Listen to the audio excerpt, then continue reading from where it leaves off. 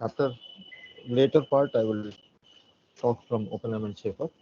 So today, from Monday onwards, we will shift to Oppenheim and Schaefer. Today, just we will look at some initial concepts with from BP Latin. So last class I had told you about the ideal interpolation formula, or the way to calculate or to find out or to reconstruct the continuous time signal given discrete samples, and how to do it using the sync basis function. That's what we had discussed up to the last class.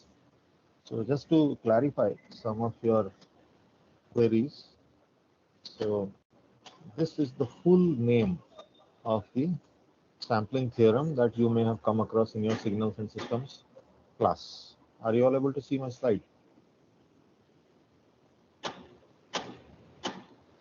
Yes, sir. Yeah. So can you see the name of the sampling theorem? Okay. And believe me, many faculty also don't know the full name of the sampling theorem. Okay. So I'm giving you things which not many people in electrical engineering or signal processing know. So this sampling theorem has its roots from a very long time. In fact, it goes back to Cauchy. All of you must have studied the Cauchy residue theorem while doing complex analysis. All of you have studied that. You know about the mathematician Cauchy. Yes, sir. So this sampling theorem goes back way up to Cauchy, and the ideal interpolation formula using the sync functions is attributed to somebody called Whittaker. So the full name of the sampling theorem is giving credit to all three people who contributed, and this is Whittaker, Nyquist, and Shannon. So Claude Shannon was the man who wrote the paper in which he proved this theorem, and he referred to the work done by Whittaker. So it is coming all the way from Cauchy. So we see that the the reconstruction of the continuous time signal can be done without error if you assume all hardware perfection. That is, you are going to have a A to D converter and a D to A converter. You assume that everything is perfect there. Then you can reconstruct the continuous time signal accurately if you obey this law. But this law has some practical difficulties, so that we will talk about today. So as I had shown you in this in my last class, that when you sample a continuous time signal, that is, you are multiplying the continuous time signal with an impulse train. So this Dirac delta impulse train, this is all in continuous time. It is Dirac delta. Okay, it is not Kronecker delta. It is delta of t. So you are multiplying impulse train, a Dirac delta impulse train with a continuous time signal to obtain a signal something like this. So can you all see my cursor? I think you can see my cursor, right? So this particular signal is the discrete version of the continuous time baseband band limited signal. So all of you should note these two terms: baseband, band limited. Baseband means the signal spectrum is located somewhere around the origin, and band limited means the spectrum is limited. It doesn't extend to infinity. But again, these things are not valid. We will look at the, those complications or the complexities associated with sampling today.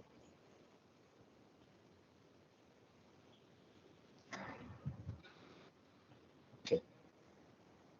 So when I multiply in the time domain, I am doing a convolution in the frequency domain.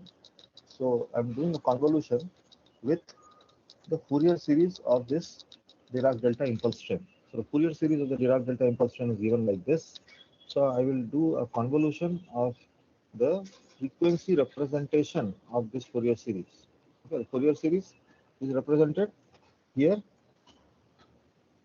and I'm going to do a Fourier transform of each term when I do a convolution with the spectrum of this guy, of the continuous time signal, G omega. So if G of t is the continuous time signal and G tilde of t is the discrete version or the sampled version of the continuous time signal, then I will get the convolution of G omega with the Fourier transform of each of these terms in the Fourier series of the impulse train. So that is what happens here. And you see, one by one, you take the Fourier transform of the terms of the Fourier series, and you get the infinite spectra. And if you respect the fact that the sampling frequency is greater than 2 times the bandwidth, then you are able to uh, reconstruct the original signal. That means you are extracting this part of the signal using a low pass filter. And you see Fs is greater than 2b, so there is no overlap between the two spectra. So if there is overlap between the two spectra, there is something called a distortion. That distortion is known as aliasing. So today we will look at aliasing. Why it is called aliasing? What is the meaning of the word alias? Why it is called aliasing? And what can we do to avoid aliasing? So that is the topic for today. So as I said, there is a ideal filter, low pass filter, which you have to multiply with this Fourier domain representation or this frequency domain representation of the sampled signal. The sampled signal has a Fourier domain representation and is consisting of infinite replications of the spectrum, original spectrum. So we had looked at this. This was the formula. I think all of you can see.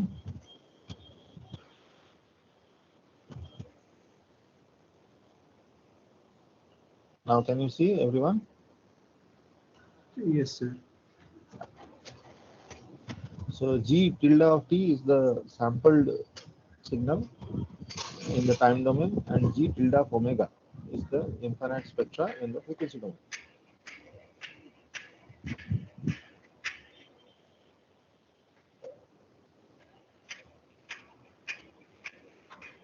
So the rate at which you should sample is called the Nyquist rate, and the time domain interval at which you should sample the continuous time domain signal is called the Nyquist interval. So that Ts is the Nyquist interval, and Nyquist rate is Fs. So you can do a zero order hold of the sampled signal.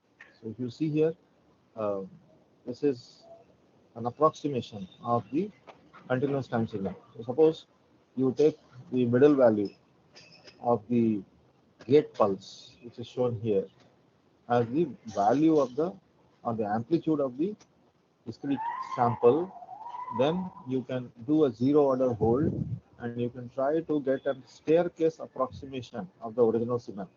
That staircase approximation can be low pass filtered or smoothened to get a close approximation of the continuous time signal. That can be done. But we will not do this because this will introduce errors. So we will use the sinc function to interpolate. So this is a crude approximation, and the sinc function will do an ideal interpolation. There will be no error. So here there will be an error between the reconstructed signal and the original signal G of t. If you see here, the reconstructed signal is denoted as Y of t, and the original signal is G of t, the solid line. Y of t is the staircase approximation. So you can obtain the staircase approximation by doing a zero order hold. So I had explained last time that if you do a zero order hold, then you get a spectrum like this. Okay, this is the magnitude of the spectrum. This is for the zero order hold. So if you do this, then you get a bad representation. But if you have an ideal interpolation filter, which is this brick wall filter, then you can take out the spectrum uh, without any error, and you can do the inverse Fourier domain representation to get the original signal. So this is our idea. This was the idea of ideal interpolation. So this was our filter, low pass filter in the frequency domain, with which you multiply the infinite spectra and you get the baseband spectrum out, and then you can do an interpolation. So this has a inverse representation as a sink. So if you see, the sink is disappearing at 1 by 2b. Okay, 1 by 2b is your sampling interval, or it is the Nyquist sampling period, TS. So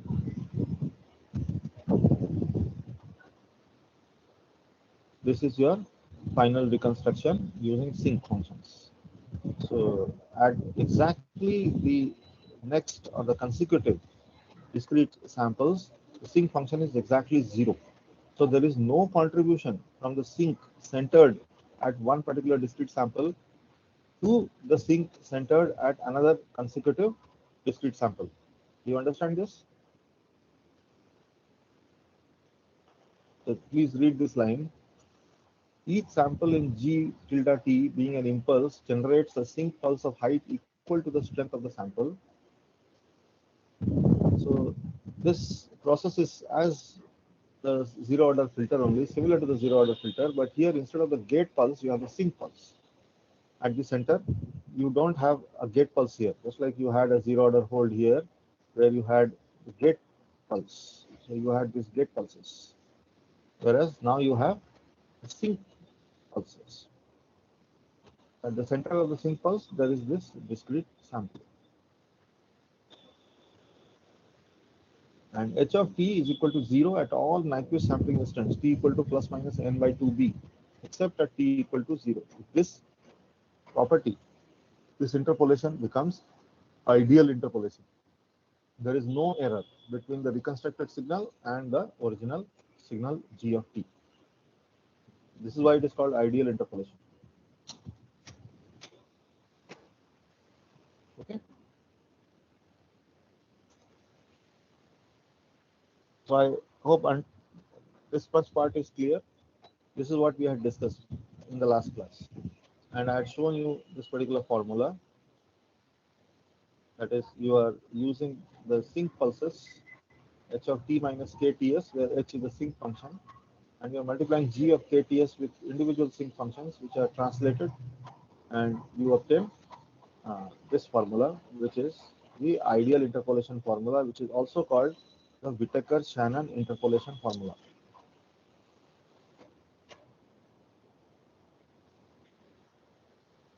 Is it okay up to this?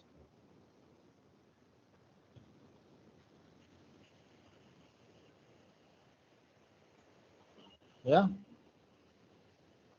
So now let us move on.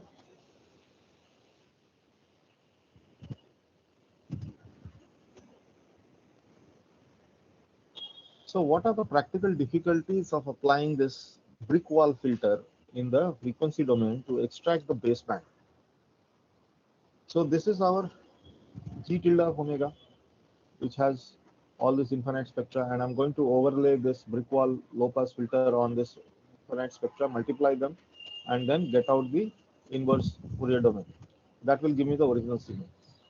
But if there is no gap, that is, the signal is sampled at exactly the Nyquist rate, then to recover g of t from g tilde of t, we need to pass the sampled signal g tilde of t through an ideal low pass filter. So this ideal low pass filter, which is shown in dotted lines here, is not realizable. We have studied this in our previous chapter, that the physical realization of an ideal low pass filter is not possible. And it can only be possible when there is an infinite time delay in the impulse response of the sink. That means if you see the sink function, it is extending on both sides. And h of t is not equal to 0 for t less than 0. So this is a non-causal ideal low-pass filter. So h of t is not equal to 0 on t less than 0. So to approximate or to physically realize this, you have to shift this signal to infinity, because the side lobes keep on extending towards minus infinity. Are you able to see my cursor? So these are the side lobes of the sinc function. They keep on extending up to t tends to minus infinity. So if you want to realize this physically, you need to have a causal filter. To make this causal, you'll have to shift this signal to the right to infinity. Okay, so that is the problem. So we can recover the signal g of t from its samples with infinite time delay. So this problem is a practical issue. So to avoid this, we have to sample the signal at a rate higher than the Nyquist rate. So this is the reason why signals are sampled at much higher than the Nyquist rate.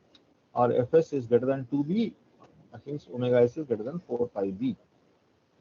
So this will yield g tilde of omega consisting of repetitions of g omega with a finite band gap between the successive cycles. So if you see here, there is a gap between two repetitions or two spectrum replicas. And so you need not have an ideal low pass filter or a brick wall filter, but you can have a gradual roll off. Okay, all of you can see that this is the gradual roll off of the ideal low pass filter. So to avoid the problem of causality or non-causality of the ideal low pass filter, you will oversample the signal. This idea is called oversampling the signal. What happens if your signal is undersampled? That is the thing that we have to look at. So the problem that will happen when you undersample a signal is that the spectra will merge. Can you see this diagram, everyone? All of you can see this diagram. So you might have heard about this concept of aliasing distortion while sampling band limited signals. So the sampling theorem is valid for band limited signals. If you undersample or you sample below the Nyquist rate, you will get sampling, you will get aliasing. But there is another problem. All practical signals are time limited or of finite duration. Okay, have you thought about it? All signals that you generate in real world are finite duration. So in the Fourier domain, they are supposed to be infinite duration. Is it not? Have you come across the time bandwidth inequality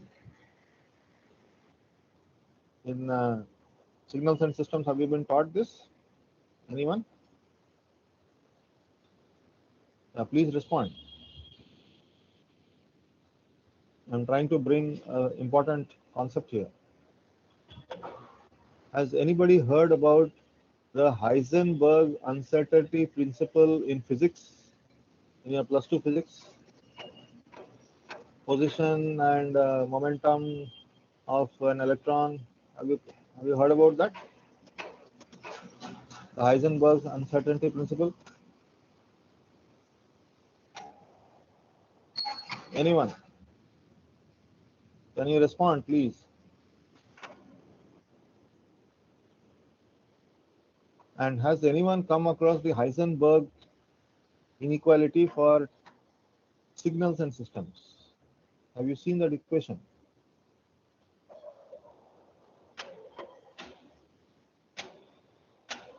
No one? So again, the same principle, whatever you have observed or whatever you have studied for the position and momentum of an electron, the principle applies to signals and systems. We say that time into bandwidth is a constant. So now,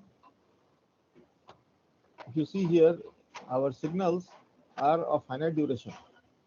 So in the Fourier domain, a finite duration signal will have infinite bandwidth. So signals which are generated in real world are not band limited.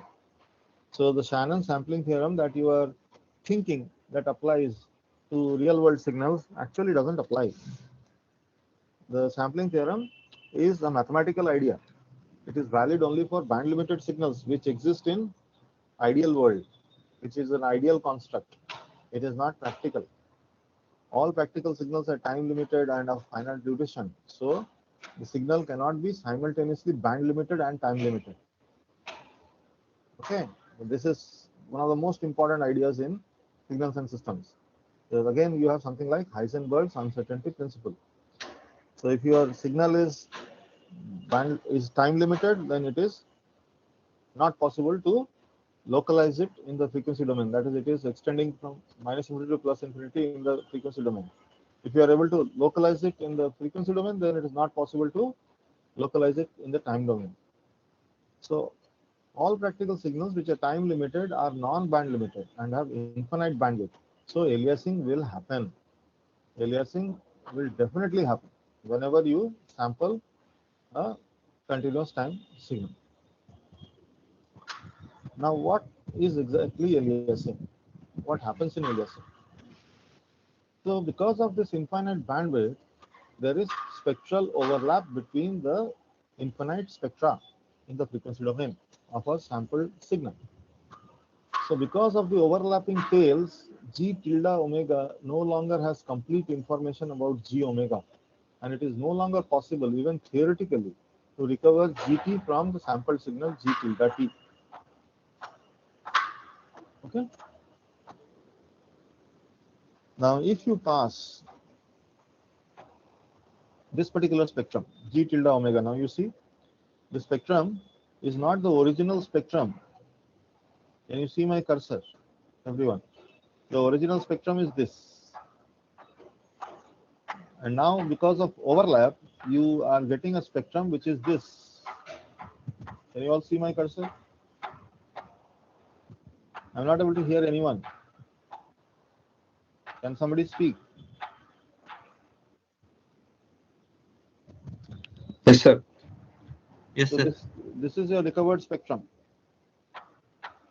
and this will happen for any real world signal.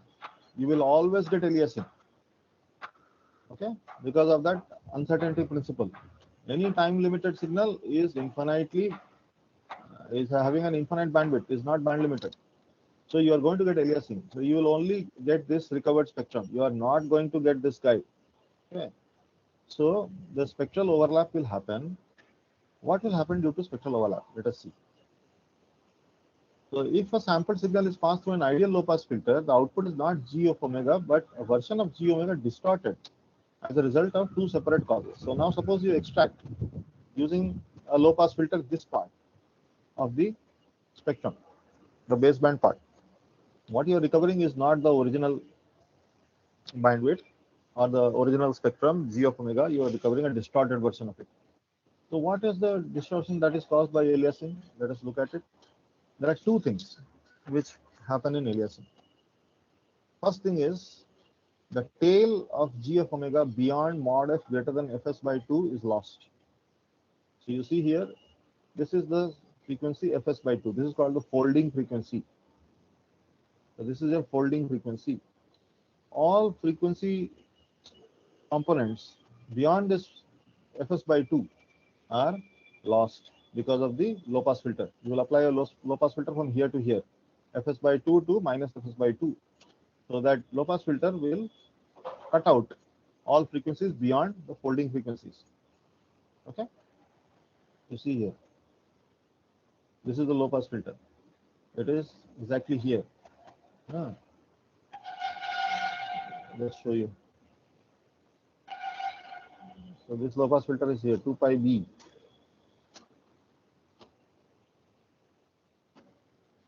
Here. So fs is equal to 2b,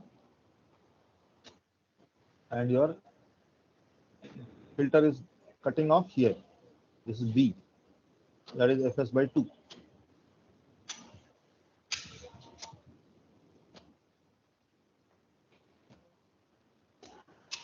So at the folding frequencies, you are losing this tail. So the loss of the tail of G omega beyond mod f greater than fs by 2 hertz. This is the first distortion. The second distortion is that you get a reappearance of this tail inverted or folded onto the spectrum. Where is that happening? this particular tail that is getting cut out is there in the second spectrum, the replicated spectrum. If you look at this spectrum, can you all see my cursor? This spectrum centered at omega s has the same tail. Okay, this is the tail. So it has its own tail and it is identical to the tail of this guy, first spectrum. So all frequency components beyond the folding frequency fs by 2 are mapped inside the first spectrum. So these get added to the original frequency components inside the first spectrum, and they form this distorted version of the original spectrum. Okay, all of you can see my cursor right now, just below fs by 2. This is the distortion. So there are two things that happen due to aliasing. First is loss of tail of g of omega beyond mod f greater than fs by 2 hertz. The second is the reappearance of this tail inverted or folded onto the spectrum. So fs by 2 is called the folding frequency. The spectrum folds onto itself at the folding frequency. That is why it is called folding frequency. So a component of frequency fs by 2 plus, say, fx shows up as or impersonates as a component of lower frequency fs by 2 minus fx in the reconstructed signal. So the components or frequencies above fs by 2 reappear as components of frequencies below fs by 2. Okay, you see here, this is fs by 2 plus x. This plus x component is actually cut out. And what is happening is fs by 2 minus x is entering inside the original spectrum. Minus x is here. This is coming from the second spectrum. So this is actually high frequency here. This high frequency component is getting mapped to a low frequency region at fs by 2 minus x. fs by 2 plus x is something high frequency. You can imagine that fs by 2 is 40 hertz. fs by 2 plus x is 45 hertz. But now it is that fs by 2 plus fx, that is 45 hertz, it's getting mapped to 40 minus 5 hertz, that is 35 hertz. So 45 hertz is impersonating or aliasing itself as 35 hertz. Is it clear? Is this clear, everyone? Yeah, I'm going to ask all these questions in your comprehensive viva. So if it is not clear, please ask me now.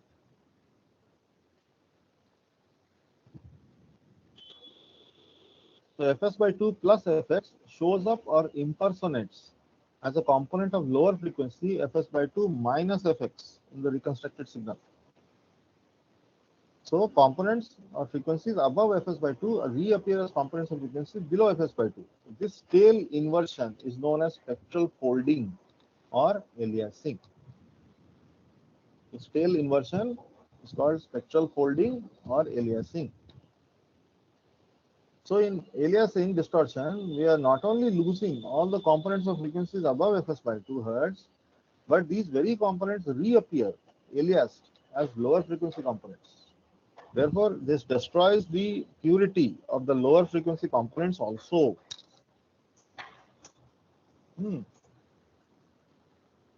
What is the solution?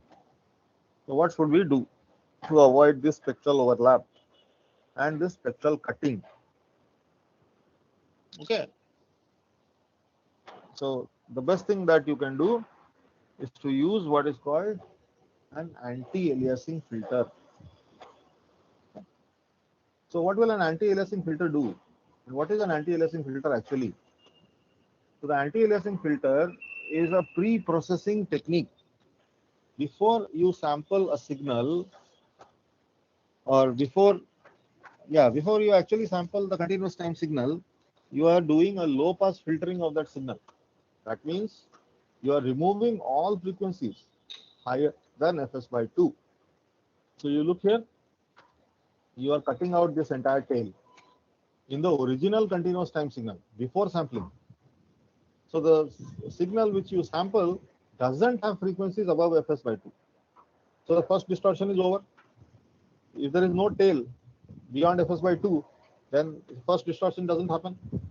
The second distortion, which is the spectral replication or folding of the frequencies above fs by 2, that also doesn't happen because there are no frequencies above fs by 2 in the original signal. So before sampling, you have to use a low pass filter which has a cutoff frequency as fs by 2 hertz. Okay, so before sampling the continuous time signal. So these suppressed frequencies now cannot fold over and corrupt the components of frequencies below the folding frequency. So this is the idea to avoid aliasing. So today's lecture was totally devoted to the distortion called aliasing distortion. If you have any questions, you can ask me.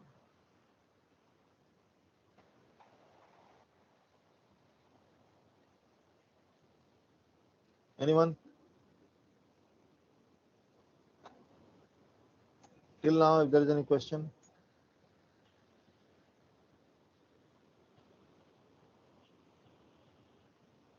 Any question, anyone?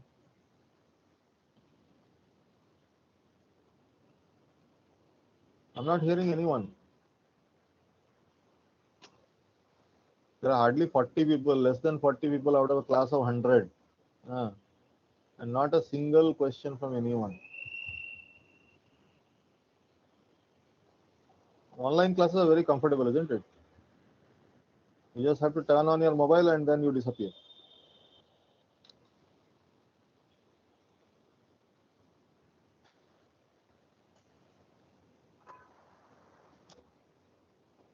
So anti-aliasing filter will also reduce some noise because noise will affect the higher frequency component. So if you cut out frequencies above fs by 2 hertz, then you are also reducing noise. Noise is a high frequency thing. So whenever you have a signal which is corrupted by noise, only the high frequency components are corrupted more. So if you cut out those frequency components and you reconstruct your signal, you will get a noise-free signal. Generally, telephone signals, they have a bandwidth of around 3000 hertz or less than 4000 hertz or less than 4 kilohertz. So you can avoid all components above 4 kilohertz and still reconstruct back the signal. Okay. The intelligible speech you can still get back. So with this, I will stop today. I will not discuss further. I'm going to redo the slides, whatever I have taught till now, is with Oppenheim and Schaefer, and we will continue with Oppenheim and Schaefer further.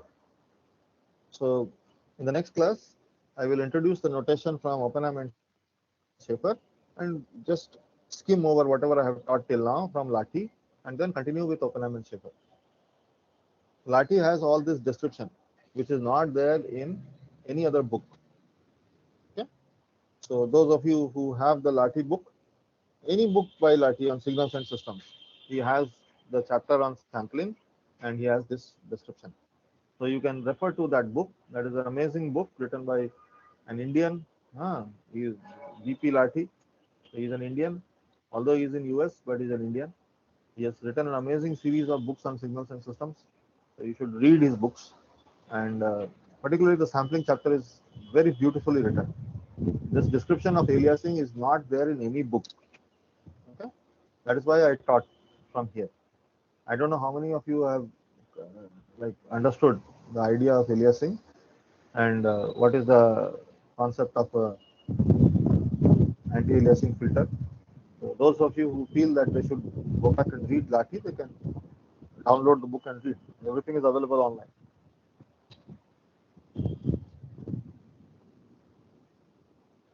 If you have any questions, you can ask me. Otherwise, we'll stop today.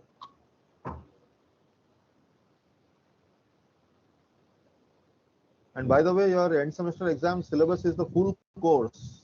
So don't send me questions asking that. Don't send me mails asking that what is the syllabus, what is the syllabus. You all know that for every subject, the end semester exam syllabus is the full course.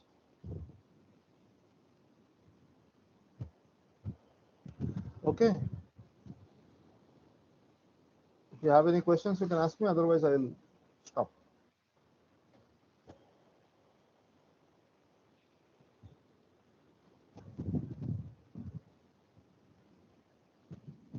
Okay then. Thank you.